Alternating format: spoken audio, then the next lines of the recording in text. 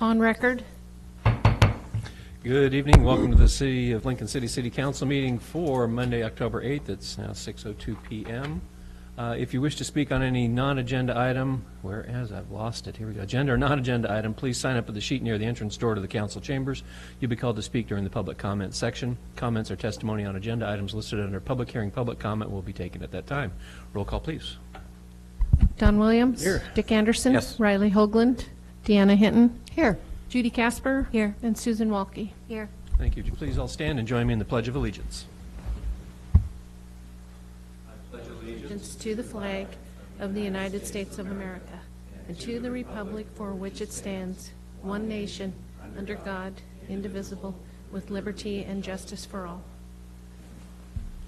Wonderful. Thank you so much. First matter of business, employee appreciation. Appreciation for StarCon, Outreach Services Coordinator, Driftwood Public Library, 5 years of service. Do I have anything? Star, come Well, on. I'm not sure. Mr. Mayor, while she's coming up, Thank you. let me take a minute and just mention. Thank So you. Star has been an outstanding employee for the city, has worked for us for the past 5 years. One of the amazing things that she did that I was just ecstatic and thrilled about was that we received a grant so that she could go down to Mexico and to mingle with the librarians and the book authors and the book publishers down there, and to make some connections so that we could expand our Spanish portion of our library. And that has just been a huge, huge help. So she is, another thing that she has done is really taken the library on the road, in which she services people who are unable for one reason or another to make it to the library. And so she has just been a great outreach coordinator. So we're just really pleased to honor her tonight. Great. Do we have a plaque, a sign, anything? Nothing? Kathy? Do I not? I have nothing to present. Thank you very much. And I just want to say thank you for being supportive of our library and really allowing us to serve the community in the way that they need to be served. So thank you. Thank you, Star. I'm sorry it was not quite as auspicious as it should have been, but well done. Okay, with that was clumsy. Consent agenda, corrected minutes of meeting May 14th, 2018, regular meeting, minutes of regular meeting September 10th, 2018, 6 p.m. I move to approve the consent agenda. Looking for a Second. Second, motion second. Any discussion? I just have one. I had forwarded a correction for the minutes of September 10th to Kathy, so. Okay. Any further? Hearing none, all in favor say aye. Aye. Opposed? Hearing none, motion carries. Thank you. Now it's time for comments from citizens. I'm going to miss you. Hope you're training somebody.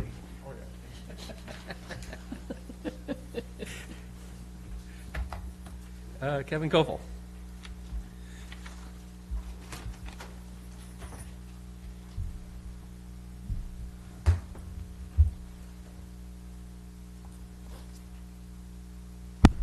My name is Kevin Koppel, and I live here in Lincoln City. I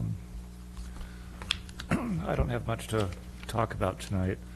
I just wanted to remind the council, maybe if not everybody saw my letter in the News Guard about art expenditures, that perhaps you might solicit local artists maybe to do donations on like a temporary or a cycling basis, rather than go to the expense of buying art.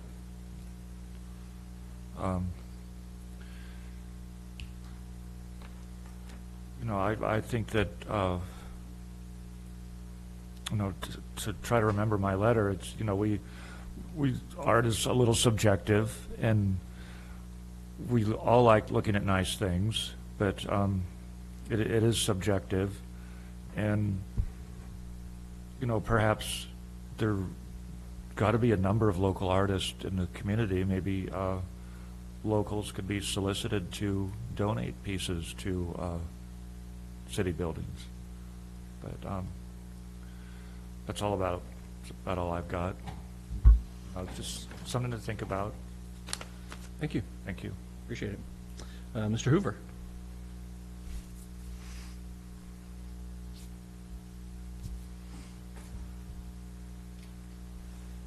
My name is Jim Hoover. I'm a property owner in the city of Lincoln City. I'm here tonight to talk about your sign ordinance that you're having a second reading on. The United States Supreme Court recognized that the freedom of speech was a constitutionally protected right that really had no alternative as it came to the placement of a sign in a person's yard. At the time that they made this ruling back in 2004, they weren't talking about a political sign for an election. They were in fact talking about a sign where a general had put an "I'm against the war" sign in his yard. And they said there's no substitute for that general's being able to place an "I'm against this war" sign that could be bought or found in any other form. Therefore, they were protecting a form of speech in that yard. The ordinance you have before you has about 4 different kinds of temporary signs in it. One of the biggest distinctions is that if you're an apartment owner or a condo owner, you're only allowed to have an 8.5 by 11-inch sign that expresses your freedom of speech rights. If you're a property owner, you're allowed to have 8 square feet, or you have 2 square feet anytime if you have property outside of your window. If you're making a statement around a political election, which they're saying isn't content-based, it's a time-based thing, you're allowed to have 8 square feet. If you happen to be having a sale, you can put anything you want on that sign up to 8 square feet on a residential lot or 32 square feet on a commercial lot, because signs are content neutral. You can't regulate based on content. So if you have a commercial building, you could have a 32 square foot "I love Don Williams" or "I hate Jim Hoover" sign. Then to go one step further, if you're having a special event, you're allowed to have a larger sign also. All these signs are around events, but the events are related to a time period, and a time period isn't something that the Supreme Court protected with freedom of speech. Freedom of speech wasn't protected around a sales event. It wasn't protected around anything else. You've all had an opportunity, because I believe it was included in your packets, or it was at least emailed to you, to see this International Municipal Lawyers Association, March 27, 2014. 2014 being 6 years after the Supreme Court made this decision. I can't imagine that there's a much larger association, the International Municipal Lawyers Association, talking about sign regulations in the First Amendment navigating the developments of the law. They say signs promoting a political viewpoint, belief, position, or opinion are a fundamental form of expression protected by the First Amendment and are entitled to the highest form of protection. They go on to say that, let's see,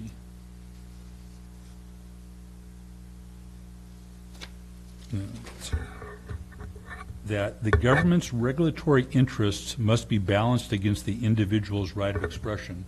Nowhere in the ordinance have I seen any reason given for the government's regulatory interest of putting an 8.5 by 11-inch sign in an apartment window or in the window of a house or a condominium as somehow being necessary versus a 2 square foot sign in your yard anytime, or an 8 square foot sign around the period of election, or a 32 square foot sign if you happen to have your property for sale on your commercial property, or an 8 square foot sign if you happen to be a residential property.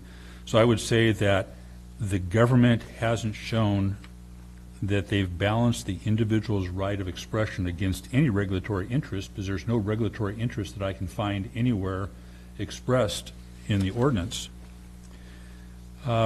They talk about durational limits, and they say contemporary courts have frequently held that duration limits on political campaign signs, a specific segment of free speech, to be content-based and to be unconstitutional because the local government has failed to show compelling interest to justify the duration limits. In other words, if I choose to say I support Don Williams as mayor 90 days after the election or 120 days after the election, that form of speech isn't less protected than my freedom of speech or my right to have free speech for a sign 60 days before or 10 days after. So the mere fact that we have duration limits in there also are problematic according to the International Municipal Lawyers Association 2014, 6 years after this was decided by the Supreme Court. It says, similarly, an ordinance limiting sign advertising to political events or viewpoints for 10 days before an event was found to be content-based, and any time within 30 days before an actual event was found to be content-based, or more than 60 days before an election was also struck down on the basis that it failed to adequately provide for free speech rights.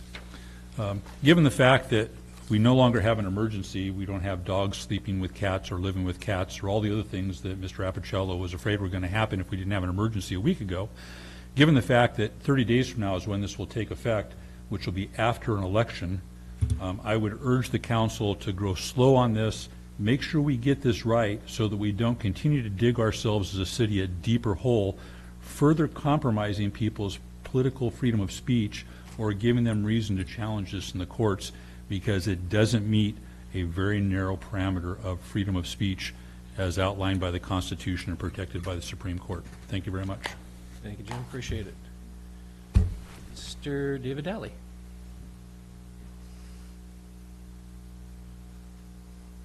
Oh, Star, don't run away. David, I'm going to put you on hold for a second. Star, come on. We're gonna do this all backwards. We have this nice little blackboard. Maybe Jeremy or someone could take a quick photo. And Jeremy can't hear me. Okay. Jeremy? Yeah.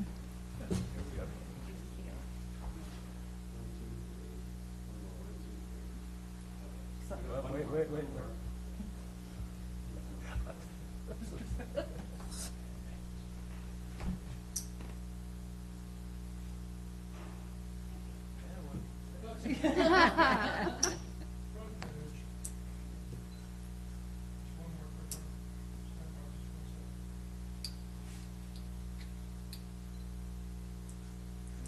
Now somebody share one of those with me. Thank you, sir. All right. David, thank you. Appreciate that.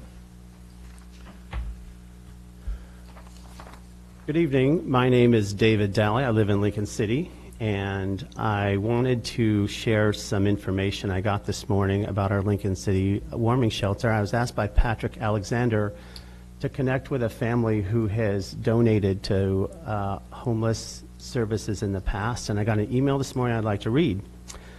It's from Mr. David Elton. It says, Jonathan Fink, this is his brother-in-law and his personal manager, for lack of a better description.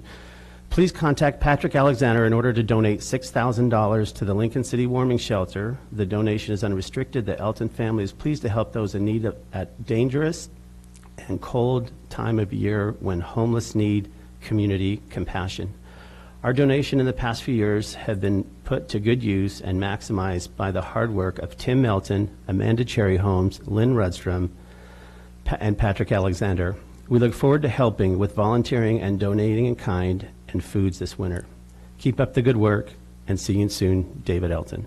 And that is really warming to my heart that our services can hopefully carry to help the homeless. We know that many of the nonprofits were supported, and thank you for social media, Riley, for commenting on this is a myriad of players who are working to solve this solution. And I think it's a beautiful thing of how we're all coming together, working on these solutions. And everybody at home, don't forget to contact your city councilor for the October 15th meeting on homelessness. And I appreciate everyone's help on this. And I wanted to also, at this time, before my time is up, is during our last mayor comment period, I was asked by a person in the crowd about homelessness and as relates to our city. And I believe that this was our human resource director who said that homelessness was a social problem and not a problem that our city was meant to tackle.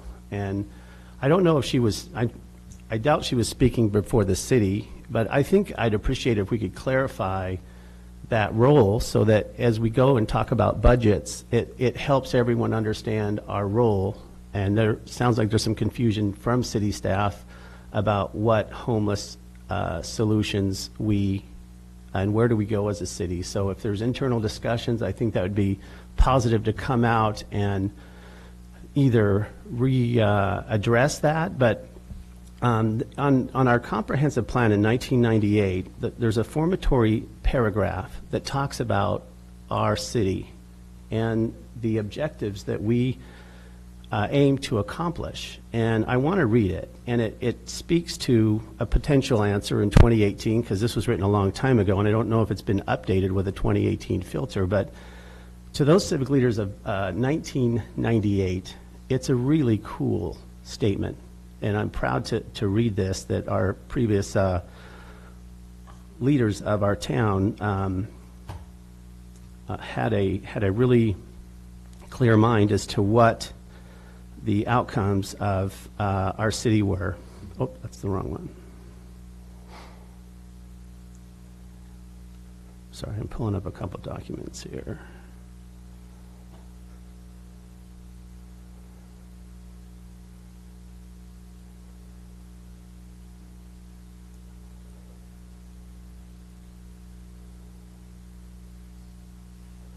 All right. Okay.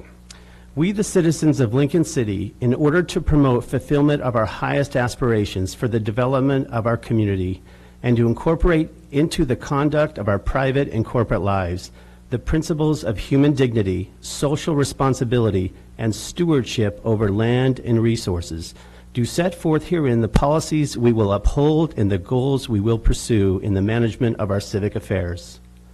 Our decisions concerning the use of the land and its resources are acts for the public health and welfare, and our pursuit of our personal and social satisfaction, and our economic and commercial affairs.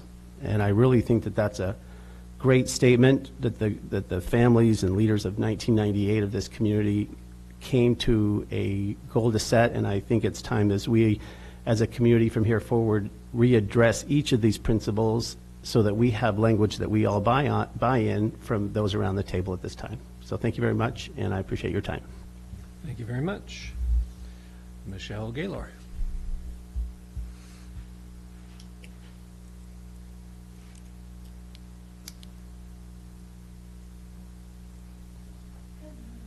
Hi there. I have some literature for you guys, as usual. Here I am back again, October, as I'm sure you guys are aware, as I tell you every year, is Just domestic for the record, give us your name. Oh, I'm sorry. I'm Michelle Gaylor, and I work for my sister's place. October is Domestic Violence Awareness Month. Today, we bore silent witness in Newport today to honor and recognize the missing and the less dead, the missing and murdered Indigenous women throughout the country and Canada as well, actually. So that's one thing. But before I go any further, I want to thank the council, the mayor, for your guys' ongoing support. Just to thank you, Councilwoman Casper, for visiting us during our shelter clean and taking an extended amount of time to listen to what we do and to tour our facility. So thank you. Thank you all for your time always. But I'll just have something brief to read today, and if you guys have any questions. But because the crime of domestic violence violates an individual's privacy and dignity, security and humanity, due to systematic use of physical, emotional, sexual, psychological, and economic control and or abuse, and although domestic and sexual violence crosses all social groups, people who are women, transgender, LGBTQ, poor or working class, native, of color, immigrant, non-English speaking, disabled, young, elderly, or otherwise marginalized, not only shoulder the burdens of oppression, but also experience high rates of domestic violence.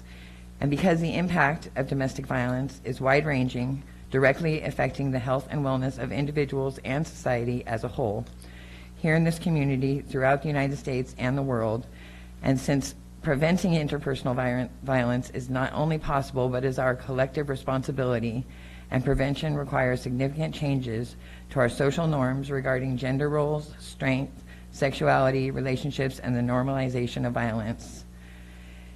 And so a coalition of organizations has emerged to directly confront the crisis, including advocates, law enforcement officials, healthcare providers, the clergy, and other concerned citizens, and they're helping in the efforts to end domestic violence. So we now ask, therefore, in recognition of the important work done by My Sister's Place and by the Siletz Tribal Violence Against Women Act program, by Lincoln County District Attorney, Lincoln County Victims Assistance, Crossroads Nonviolence Program, and Lincoln County Domestic Violence Council, we ask that the council and the community recognize the month of October 2018 as Domestic Violence Awareness Month in Lincoln City, and we urge all citizens to work with these invaluable community agencies to help alleviate this problem in our community. Could you just, for anyone who doesn't know My Sister's Place, how do they get a hold of you? What services do you offer? So we're an advocacy agency. We have a walk-in office in Newport located on 8th Street, just behind the Chevron as you go over the bridge, and that's open 8:30 to 4 on a walk-in basis. And then we also have a confidential shelter location in the north end of the county. Our phone number for our 24-hour hotline, Hope Line we call it, is 541-994-5959. And yeah, we're available. We have an advocate on call 24/7, holidays, all the time. And there's always somebody walk in, please, if anybody knows anybody. We always want to speak to the survivor, not a third party, but we'll give general information to anybody who asks. And again, I just want to thank you guys for your generous support. I was just here last week. If we can have some more of that support, so I do appreciate you all. And thank you. Thank you. On behalf of survivors and everybody. Thank you. Thank you, Michelle. Appreciate it very much. Anyone else who did not sign up wish to come up and speak? Seeing no one. Ordinances, Ordinance 2018-12. Mr. Appicello. Your Honor, Council, this is second reading of Ordinance 2018-12, an ordinance of the City of Lincoln City providing for the vacation of a portion of Southwest Jetty Avenue. There are no changes. Ask for approval of the second reading and adoption of the ordinance. So moved. Second. Motion and a second. Discussion? Other than I will say that I have voted no each time, but as we're at the end of this, everything is proper, and I will be voting to the affirmative on this. Anyone else? Roll call, please. Hinton. Yes. Casper. Yes. Walke. Yes. Williams. Yes. Anderson. Yes. And Hoagland. Motion carries. Thank you. Ordinance 2018-13. Mr. Appicello. Your Honor, Council, you have a council communication on this ordinance, and based on the discussion at the last meeting, that council communication included some shaded language that I suggest we add to address some of the issues that came up. Part of it was just formalizing what we read at the last meeting. In addition, I met with the planning director today, and we added a few other words. We're going to suggest that you add some more language to this ordinance. So I'm going to read those changes, and then you can ask me about them. Starting with the last whereas clause of the ordinance on page 2, the word emergency is mistakenly still in the ordinance, so we'll have to strike that word emergency on the fourth line of the last whereas clause. Under purpose, applicability, and interpretation, the following is added. The purpose of this chapter is to regulate the size, illumination, movement, location, and condition of all temporary signs placed on private or public property for exterior observation, thus ensuring the protection of property values, the character of neighborhoods, and furthering public safety, including pedestrian and traffic safety. In the section on definitions, we talked about government signs and last time, and so in the council communication, the following language is added, and I added a word after talking to Richard today. Government signs. A government sign is a sign that is constructed, placed, or maintained by the federal, state, or local government, or a sign that is required to be constructed, placed, or maintained by the federal, state, or local government, either directly or to enforce a property owner's rights. Examples of government signs include, but are not limited to, required directional signs, signs to exercise rights per ordinance or statute, ball field signage, including approved concessions, and government traffic control signage. And another section that was discussed last time was vehicle signs. Councilor Welke asked about it, and we pulled language from the existing ordinance. So it now reads, parked vehicle sign, any sign attached to or displayed on any type of vehicle or trailer which are parked on a public right-of-way, public property, or private property so as to be visible from a public right-of-way where the apparent purpose is to display the sign. However, this is not in any way intended to prohibit signs placed on or affixed to or in the windows of vehicles and trailers, such as lettering on motor vehicles, where the sign is incidental to the primary use of the vehicle or trailer. In the definition of temporary sign, today we asked that you add the word other display, a banner, pennant, poster, or other display, and then continues without change. On the fourth page of the ordinance, there's a provision for an 8.5 by 11 window sign that's visible from the right-of-way. After reviewing the ordinance that exists now, there is simply an exemption for, indoor window signs. It's G6. So rather than place the limitation there, we could say, we'd like to change this section to say a property owner may place signs in a window on the property that is visible from the right-of-way at any time. So that would be the change. Property owner may place signs, plural, in a window on the property that is visible from the right-of-way. That's to be consistent with the existing ordinance. And then on page 5, we're talking about temporary signage here, and one of the things that happens sometime after Thanksgiving usually, and before the beginning of the year, is people place lots of signage in their yards. Some of it is flashing, and some of it it's holiday related, but we can't concern ourselves with the subject. So there's an extra sheet of paper there that adds an exemption for the signage that's during the period between November 20th to January 10th each year. A property owner may place temporary signs on the owner's property and may use lights, including flashing lights, no larger than C9 or 8mm LED. Actually, it's C9 incandescent or 8mm LED lights.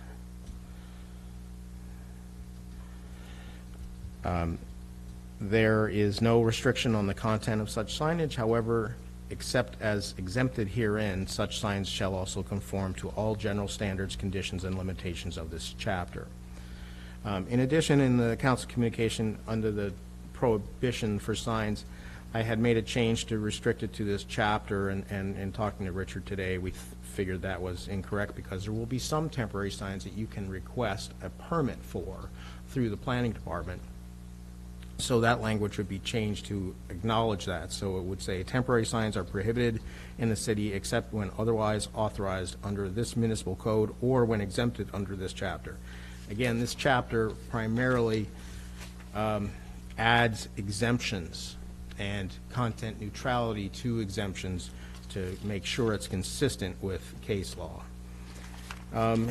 Also in the council communication in 934070B, we had reworded that and to read, this chapter does not authorize signs which require land use or building permits for the sign structure. That this chapter does not authorize prohibited signs, including flashing signs, moving signs, snipe signs, signs that imitate traffic control, signs that construct clear or obstruct clear vision areas, signs that create glare, parked vehicle signs, or signs prohibited by state or federal law. Placement of prohibited signs subjects both the sign owner and the property owner to citation and abatement proceedings by the city. And then under inconsistent provisions, savings clause, the second sentence would read, any temporary sign, permit, or exempt sign issued or placed prior to the enactment of this ordinance shall remain valid for the length of the permit under the applicable codes in effect at the time, or 1 year from the effective date of this ordinance, whichever is less. That's the end of the changes that are recommended. Again, the thrust of this ordinance is to work in concert with the proposed amendments to the Land Development Code that Richard is working on, so that signs that are not land use, that is, that they are simply temporary regulations, are not contained in the Development Code, but are contained in a separate chapter. The benefit of that is they can be more easily adjusted when they need to be, and the land use items can be addressed through the Planning Commission and the land use appeals through the land use LUBA process. This is actually one of the things that is recommended, is that we separate,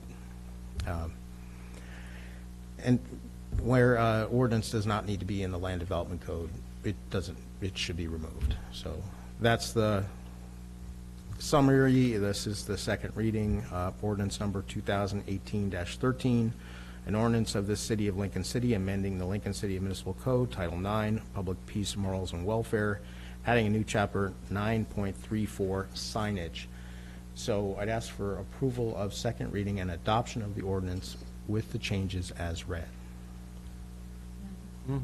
I move to approve second reading and adopt ordinance 2018-13 with the changes as read. Second. Motion is second. Discussion? Well, I've got a lot. Quick question. Going to this, we've had several revisions and changes in here. What percentage of a ordinance, a first reading, can be changed within the second when it's no longer resembling the first, and it becomes a totally different document? We're voting on this is like a brand new vote. To me, it's a first reading of this new document. The charter simply requires that any changes from the first reading be read, and which is what I just did. If you're not comfortable, you can suggest that we come back at another meeting and do it again, but Well, I think there is no, I don't think any of the changes that I read are that dramatic a change. That's not my question, and I'm not arguing one way or the other. It's just as a theoretical, it's been changed. And for me, it's a first reading. It's not going to go any further than this discussion, but something I'd like to maybe talk about or think about. Okay. I remember I've had my truck parked at my cafe. I had a for sale sign in my truck, and I was approached by code enforcement saying I couldn't have that there because it was visible from the street. So are we telling people they can't put for sale signs in their cars? Oh, I believe that we have other ordinances in the city that govern that. You can't engage in commercial activity outside of a place where it's authorized. So anyone who has a for sale sign in their car could be subject to a fine? No, that's No. not what I said. Okay, then I missed it. I think you can drive around with a for sale sign in your car, but if you deliberately park on a public location and with the intent of displaying the sign as the code reads, current code reads, and as the proposed code carries forward, yeah, you're violating at least two ordinances, the sign ordinance as well as activity, commercial Would it be activity. up to code enforcement to determine intent? I think if you've parked it in a location, you heard the language, I read it, Right, and yeah. that's actually from the existing code. Right, and I know, and that's one I always had trouble with because I was parked at the Nell Scott Strip. That's where I parked my car as an employee, I guess. There was nowhere else to park it, and I'm being approached by code enforcement saying, I can't do that. And I just want, it's just for the folks out there, because everyone throws a sign in their car, and I don't want someone getting approached by code enforcement saying you can't do that or being in violation of the law. Does that also apply to if I take the old shoe polish to my window? Is that a sign then? If I write for sale or Bode Anderson on my windshield, is that a sign? Or in my window at home, does this window become a sign? Well, there's an exemption for signs in windows. Right, but that's what I'm asking is if, okay, I'm held to an 8.5 by 11, but let's say I've got a nice big picture window, and I want to just write trump 2020. No, you're not held to 8.5 by 11. I read that that language would be deleted. Okay, all right. I just want to make sure that we're still talking about the same thing, that wouldn't be, People have signage on their vehicles, and that's not a violation of the sign ordinance unless you've basically parked it in a place that's visible with the apparent intention of the sign is the primary purpose, not the vehicle. okay.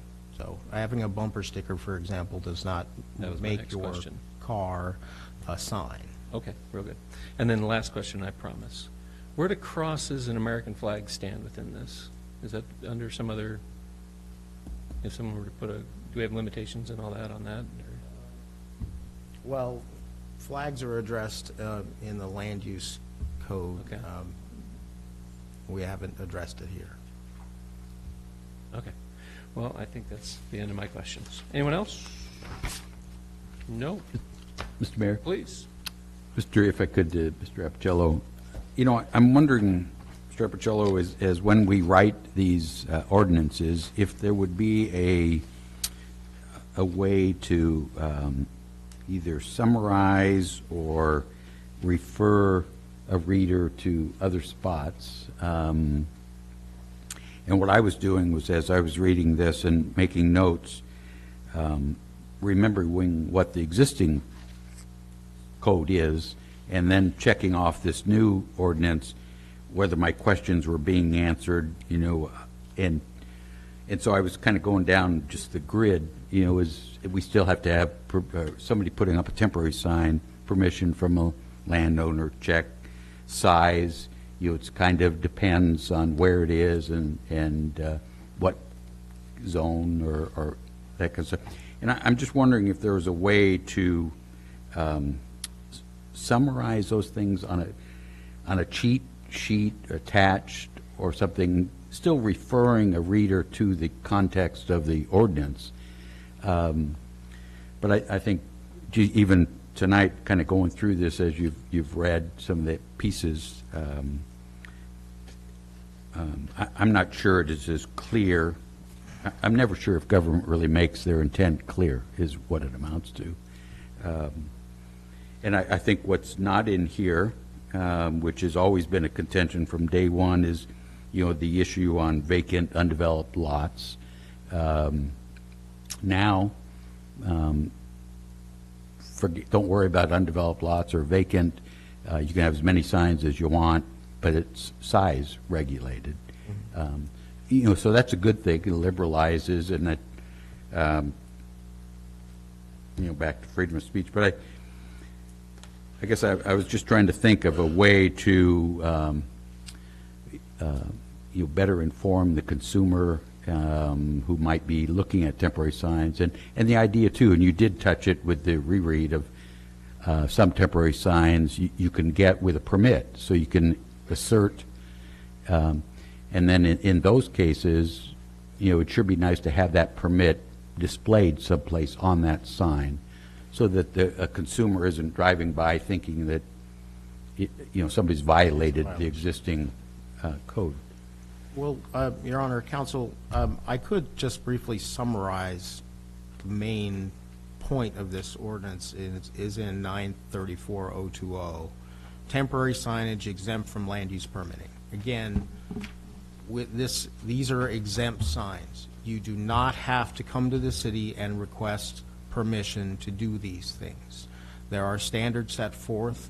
It is intended to remove any content-based argument that these signs are trying to, these exemptions are limited to signs of certain content. That was the intention in starting this. The first exemption is that temporary signs allowed at any time, and that's the 2 square feet sign on the owner's property at any time. So you can place a 2 square foot sign, and that's consistent with our existing ordinance. You can do that. Only our existing ordinance was more limited. It had time periods. It had durational limits of 60 days and then another 60 days. We've removed those. So that's one example of how we've made it easier to express yourself. There's no time limit for that sign. Temporary signs allowed at any time. The next one was the inside the window sign. Yes, I did take the 8.5 by 11 recommendation from the International Municipal Lawyers Association and put it in the ordinance, but given that our existing ordinance doesn't have that limit, that's why I recommended that language be deleted. The next one is temporary signs placed outside during specified state and local election periods. The mayor pointed out that 30 days is too short a period. That's right. We've asked for 60 days. That is what we currently have. I think I actually extended the period of time to 5 days after the election to remove it. So that's more time than we currently have. But there's no limit. It's always been 5 days. It's always been 5? Okay. I thought it was 4. There is no limitation on the content of those signs, however, and which is where I was concerned that we were at risk, because someone that wanted to put up a sign that said, "I like beer," during this period of time around an election wouldn't be able to do it because the existing code said it had to concern the election and a measure or a candidate. That's where I thought we had a problem. So we've eliminated that to make it more consistent with the content neutrality requirement, specifically after the Town of Gilbert case came down. The temporary sign placed outside during a sales event, for example, authorized sales events as referred to in your code. We have a requirement that if you're going to have a garage sale, you got to come get a permit.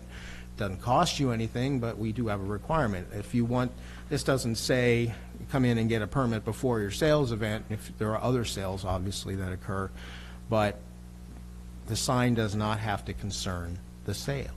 That again is an attempt to take the labels, because if you put garage sale sign is exempt in your code, you've kind of put a content label on the sign. So we're just saying, hey, during this period of time, you can have a sign, it can be this big, but we're not going to tell you it has to say garage sale. And there's period of times that differ depending on whether or not those sales are in commercial zones or residential zones. And that's from our existing code. And then the temporary sign outside during the time when your property is being marketed for sale, that's an existing provision, content neutral provision in our code. It's simply being carried forward, and you don't have to get a permit to do that. There's different size requirements depending on whether or not you're in residential or commercial, but that's simply a continuation of a content neutral provision in our code. It doesn't have to say this is my realtor or this is a real estate agency. It doesn't have to say the property is for sale. It can have any content. And then the final one is, again, sometimes around the end of the year, people put a lot of things out in their yard to express themselves, and so we're going to allow those things to be placed out there and even allow some of them to move and blink, which isn't, the best for, we're not telling you what the content of those signs are going to be. So it's not the best for, protecting the neighborhood. It's erring or balancing on the side of expression. But that's language that I stole from the International Municipal Lawyers draft. I tweaked it a little bit to try to make it fit, but they had recommended the C9 and the 8mm as the limits. So that's the gist of it. That's essentially what we're trying to do, is allow more expression and allow that conduct to be minimally regulated, because you don't have to get a permit for these things. You can just do them, but you should follow these requirements. So that's the gist of it. And there's one more thing, is that we make clear you're not allowed to put signs in the right of way. Now, The what? in the right of way, Right of in the way. on public property. Some cities allow provisions for banners. The League of Oregon Cities model for signage talks about temporary banners placed across the street and things like that. We didn't go there, but that doesn't mean that through the discussion with the Planning Commission on the land use side of this, that we might not have more discussions and interest in allowing that. This is always a process. Our focus here was to simply get content neutrality into these exemptions as clearly as we could. Any further? Mr. Yeah, Mayor, please. to follow-up question then, would the time for displaying a permit, if one gets a permit for a temporary sign, that discussion needs to come with land use when it? Yes, because when this planning? ordinance is Okay. not for any Right, any permits. permitted sign. But the land use ordinance will require permits for things, and so adding language that says your sign must have the permit displayed or somewhere on it, or maybe more a permit number or something. Something, yeah. Thank you. It sounds like then this ordinance clarifies and liberalizes temporary signs. That was the intention. Thank you. Any further discussion? Hearing none, roll call, please. Casper? Yes. Walke? Yes. Williams? No. Anderson? Yes. Hoagland? And Henton. Yes. Motion carries. Thanks so much. Okay, special order of business, construction award for Highway 101 and North 21st Street crosswalk improvements. Your Honor? Yes.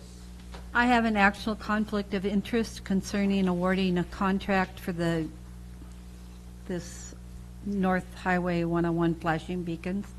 Since my son-in-law is an employee of the low bidder RK Concrete Construction, I will recuse myself from participation in the discussion of this agenda item.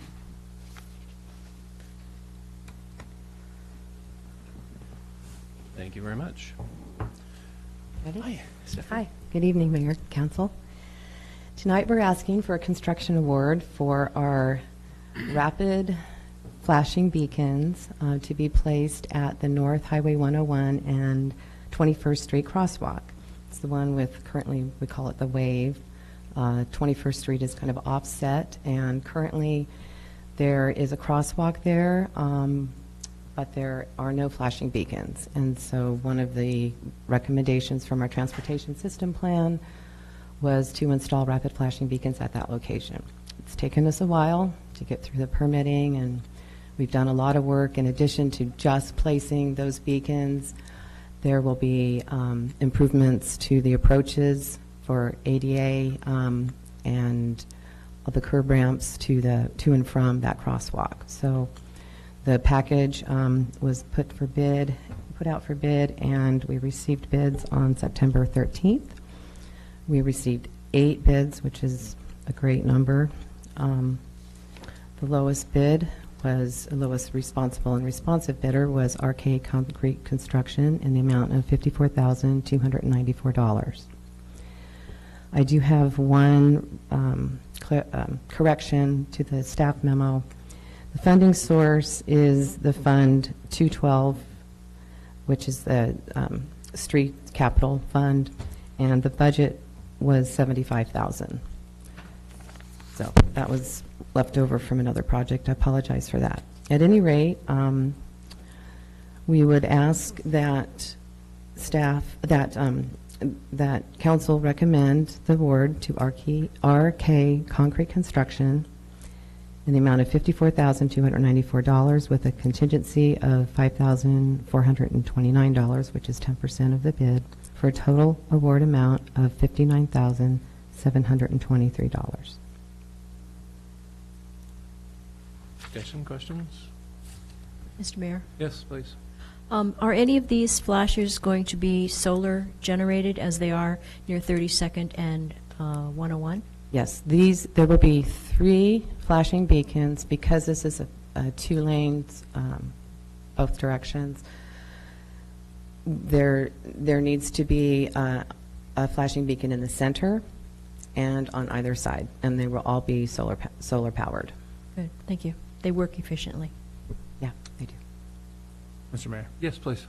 So I remember we had a project that somebody really bid something a lot lower comparatively to the others, and that individual was thrown out and said something wasn't there was a problem there with that, and they were not considered at all, or we were told not to consider them for the bid process.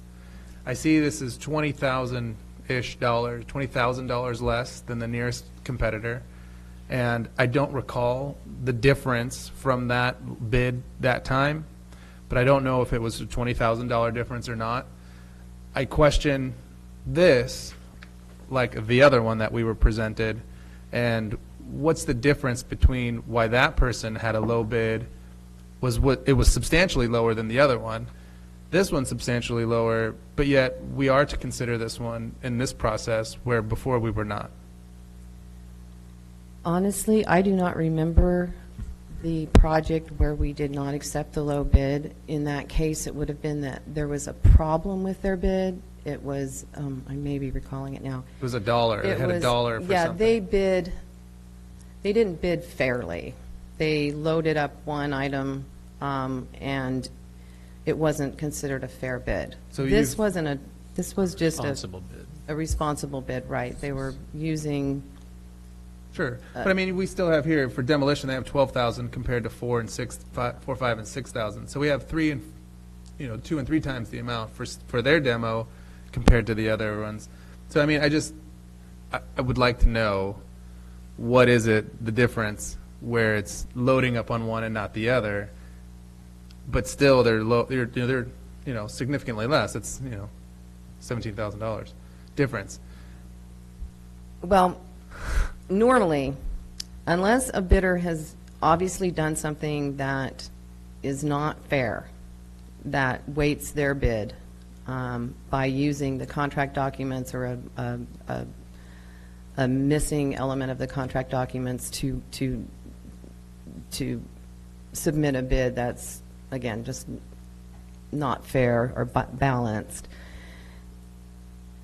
We don't say line item by line item, oh, this is really, this bid can't be right, or we're going to throw that out because one line item is extremely low. That's up to the bidder to do. They have a dollar amount in each of these items. Sure.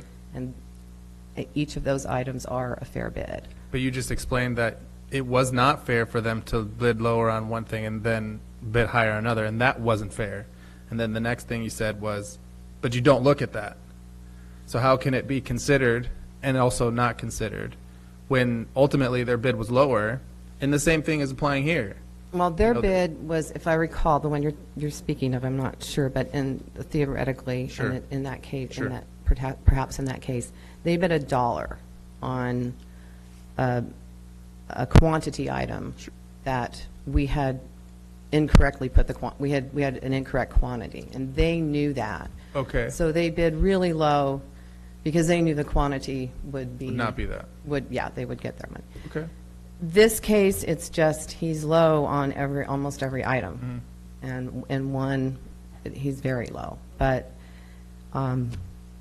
he's standing by his bid, so Thank you. a little different. No, I Yeah. appreciate it. I mean, I do now recall that that number had been corrected, and then they did not correct their bid after that Yeah. error was. I believe that was the case. It was Yeah. an obvious Sure, error. sure. Okay. Well, thank you, Stephanie. Yeah, thanks. Mr. Mayor? Please. Stephanie, have we dealt with R&K concrete construction previously? Oh, yes, we have, and as a matter of fact, they just completed the Roby's sidewalk as our most recent Oh, okay. project. That went very well. The owner of Roby's called me today, in fact, and said he was just very pleased with the work and the project results and their efforts during construction. So we do have very good history with Change RK orders Concrete. and budgets costs? There was one change order to add a catch basin. That was really our design miss, and it was well under the contingency. Thank you. One quick question, if I, oh, did you have something? No. The solar-powered signs, we're using those currently anywhere else? On 29th Street? Okay. Yeah. And ODOT installed those with the Nell Scott and project. they're independent? They don't have a battery backup? They're doing just fine? There is a battery backup, yeah. Okay. Yeah. Okay, just want to make sure. And does it let someone know when it's not working? I mean, I'm not clear on this. I believe they do, but those solar panels do charge the batteries, and so there's just very little history of any not working. But I do not know the warning sign for when those batteries go low. I'll check that out, make sure that doesn't happen. Okay. Mr. And- Mayor? Oh, excuse me. No, go ahead. I'll follow up. Staying on the battery, aren't the ones at Starbucks those are hardwired. Yes, in. those are Yeah, hardwired. those were hired and more expensive than, Mainly, yeah, they're more expensive to connect to the wiring. And in this case, there was an undergrounding there. We went ahead and had availability. We had a meter there anyway, so we went ahead and with the lights, because we added decorative lights too, so it was all one electrical upgrade. In this case, we're not touching the electrical work that's there.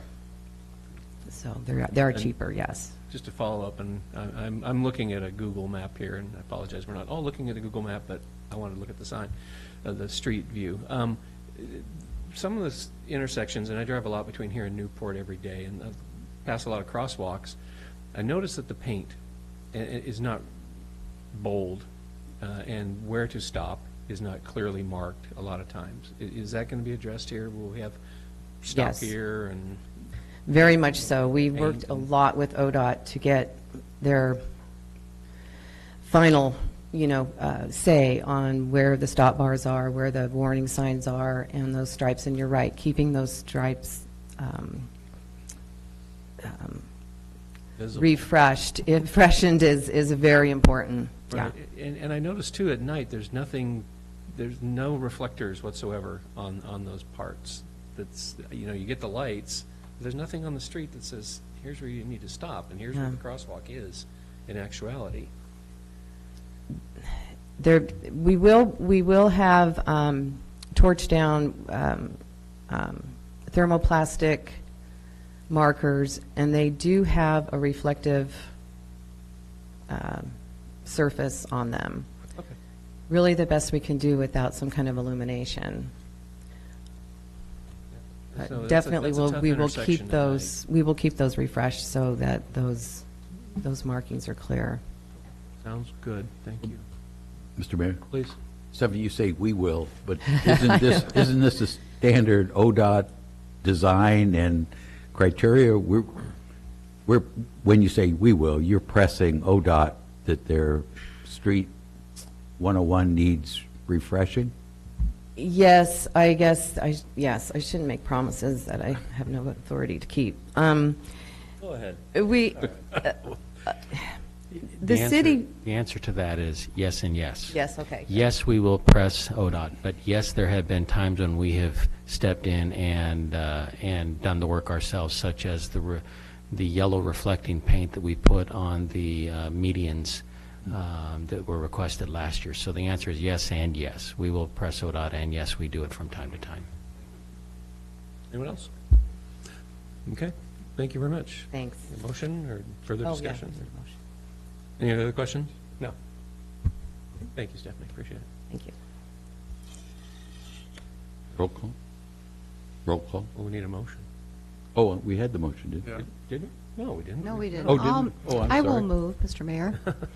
I move to approve the construction contract, to be awarded to RK Concrete Construction in the amount of $54,294 with a construction contingency of $5,429, which is 10% of the bid amount, for a total amount of $59,723. Second. Motion and a second, discussion? Hearing none, roll call, please. Walke? Oops, recused. Williams? Yes. Anderson? Yes. Hoagland? Yes. Hinton? Yes. And Casper? Yes. Motion carries. Again, thank you, Stephanie, appreciate it, and I know the folks that crossed there will appreciate it very much. Yeah, okay, wow, this is, I'm liking this. Okay, guys, let's keep it rolling. City manager, city attorney reports. Anything, Mr. Chandler? No, sir. You're my favorite tonight. Mr. Oh, I'm loving it. Could we, before we lose the crosswalk, did anybody ask if those are audible as well? Thank you. I did not. They Thank are you. audible. Thanks. Yeah, I'm very excited about what we're doing with the crosswalks. It's so nice. Okay, so nothing very good. No work session, executive session. Additional comments from citizens present on non-agenda items. I have nothing else. If anyone else wanted to come up and speak.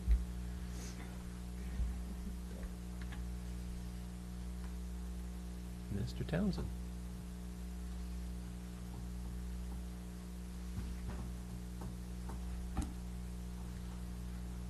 really not doing this so much as a citizen, but as a planning director. I just want to announce generally that next week, next Thursday, at the annual conference of the Oregon chapter of the American Planning Association, they will be giving an award, which technically is known as the Distinguished Leadership Professional Planner Award, to Deborah Nicholson, our senior planner. And we're real proud of that. It's basically Planner of the Year. It's a really richly deserved recognition of the work that she has done. So we're quite pleased with that. Thank you. That's great. Yeah, hopefully we can have her before us at our next meeting, maybe, to recognize her. Thank you very much, Richard. Appreciate it. Anybody else? Seeing none. Announcements or comments by, good grief, announcements or comments by City Council. Mr. Mayor. So close. In our minutes from May, they mentioned the Beat the Wave. And I was wondering if that was still being done. It said it was to be presented to us in the fall, and I was wondering where that might be. Nope, there you go. So that was my, huh? Okay, please do. Come. Okay.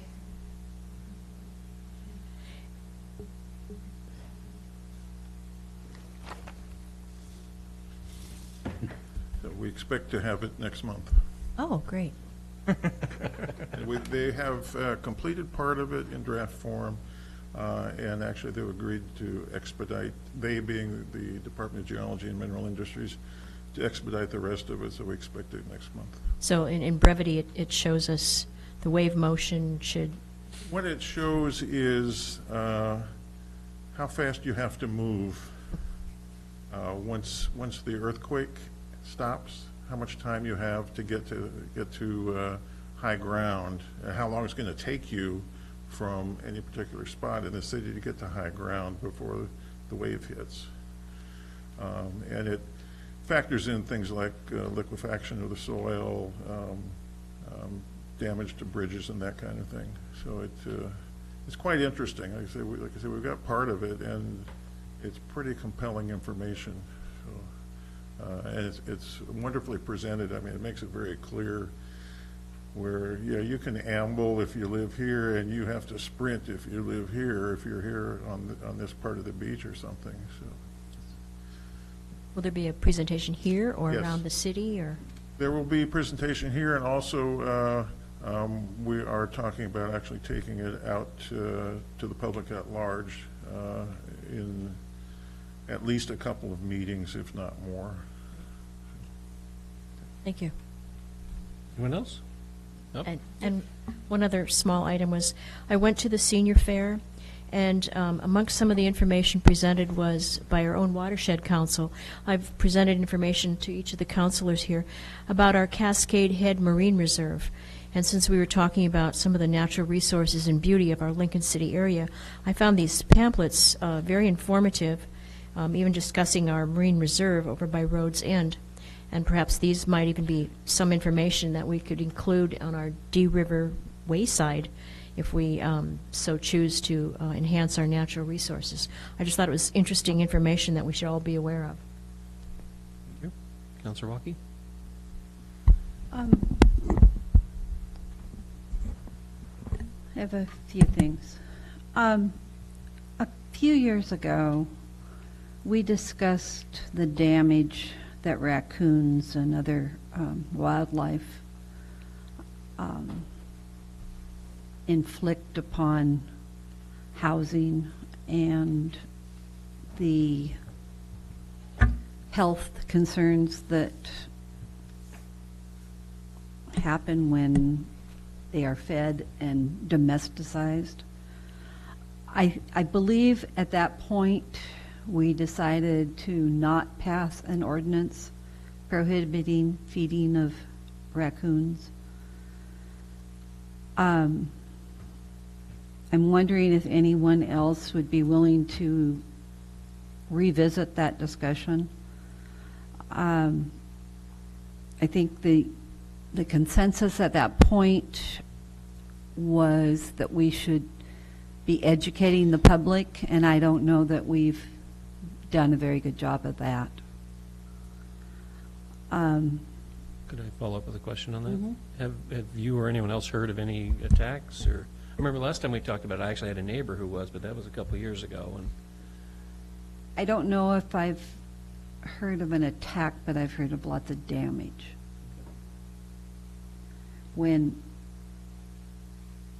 there are too many raccoons in an area, they tend to burrow under homes and create lots of damage. well, I would be willing to. I would agree with you on that. No. Were the new council members on council at that time? We were. Okay. I couldn't remember if We that had a was pretty before. good discussion, and we Yeah. decided not to do that, but education, and I'm with you, I don't know about the education part. Yeah. I'd like to explore education if we're not going to bring it back. Is that confirmed that we don't have an ordinance for feeding animals? Well, I'm trying to see it right now. I don't know. I know that there's state law, but I think that what's being discussed is accurate, that we brought it up, and I think we had a draft ordinance, and it didn't go anywhere. But my memory's a little fuzzy on that. but I think the direction at that point was to educate the public on the hazards of both to the wildlife and to humans. And I don't think that's been done. So if we could get some consensus about education and who would be doing that. For the record, one of our neighbor's dogs got attacked by a raccoon and was brutally attacked, almost died. So I'm wondering if it would be worth revisiting a draft ordinance, because maybe besides education, an ordinance backing it up that says not to feed animals, or wild animals, at least have that available, so to speak. It would be a place to start the discussion.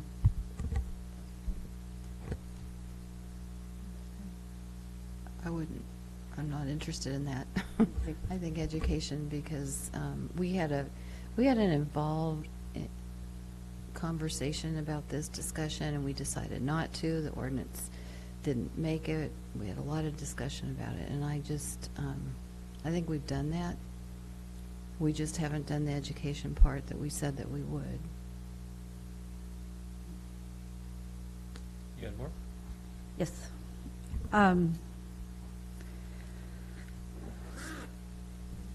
One of the things that I discovered last year at the League of Oregon Cities Conference was a company that helps with reporting of illegal fireworks. And I'd kind of forgotten about that. I passed it off to a neighborhood association. I'd like to bring that back to include with our discussion. Is fireworks a work session topic in the near future? Yes, I believe we were looking at that, if I recall, in December, of me bringing back a report to you. Okay. And then is it okay if I give you that information prior to that meeting? Thank you. And next Monday night, one of the items we'll be talking about is the warming shelter. Is that correct? Yes, ma'am. Okay. I came away from the League of Oregon Cities Conference with a different attitude. I felt that we were helping the nonprofit agencies by providing money, but I think we need to do more than that. I think we need to facilitate some discussion, and looking forward to next Monday night. Anybody else? Please. I also had the privilege, and thank you for letting me go to the League of Oregon Cities. Also, learned so much, and absolutely, this homeless and houselessness is not just Lincoln City; it's state and national wide. So, I also have lots of things to say, and came back with a lot of things, which I've been emailing Ron and the associated directors. But we have the Silver Safety Award for the City of Lincoln City. We have an injury frequency rate of 2.22 in the fiscal year 2017-2018, and we are a silver winner. So I got to accept this because Susan said I had last year. So thank you for that. And is that graded on a gold, silver, bronze kind of thing? Yeah, correct. Okay, all right. Correct. So we have somewhere to go. 173 full-time employees. So that was pretty cool. Do we recognize contractors that we have been using? We as consumers go to social media a lot, or the internet or things like that, and look at ratings, and was thinking, do we as a city rate them, or can we, I know you're laughing, but is that something that we can do and say, look, these guys are great, and we as the city of Lincoln City, I know we say it here, and that's wonderful and great, but how many people are going to our council meetings and going, oh, who's their contractor and what did they say, Is that possible for us to do and say, hey, we really do enjoy them and they've done this much work for them, and each product. I mean, it's a digital world, and I think it's could be really beneficial to everybody involved in it, and a great way to say thank you for these contractors and say, hey, look, this is what we can do for you, and say, hey, thank you, and we'll put it out there like that. And so if that's something we can do or not, I'm not sure, but I sure would stand by that and say, what Kind of a municipal Angie's List? Yeah, well, yeah, but I mean, in general, and on whatever, take 5 minutes to write on Google or the reviews, where you can see that, or Angie's List, or wherever there is, I don't know all the different places people look, but I know there are places, and Google review would be one, immediately comes to mind, but, it's just me. No, it's a good point. I think because we actually took something like that into consideration when we did we had the emergency ordinance for the redundant line, or the undergrounding, what am I trying to say, beneath the creek line, because we knew K&M's history. And right. And so we could just say, yeah, we're good with these folks. Yeah, that way. And that's our way of saying to them, we like you, we do this, but putting it out there for other people to say too. We can't give them a silver or gold award and say, here you go, you did a great job, here's this, but we can say it otherwise. Could. We have had a no endorsement policy. Oh, we where do. At least under the prior manager, we don't endorse any particular, but if we obviously are asked when, contractors come here and they do a good job for us, sure, they will likely list us as one of the parties that they've done work for, right, because if they had a good experience, and if we had a good experience with them, when they do other procurements, they're going to list us, and people will call and ask. Okay. But we don't generally have an endorsement. Nobody's running around posting on social media.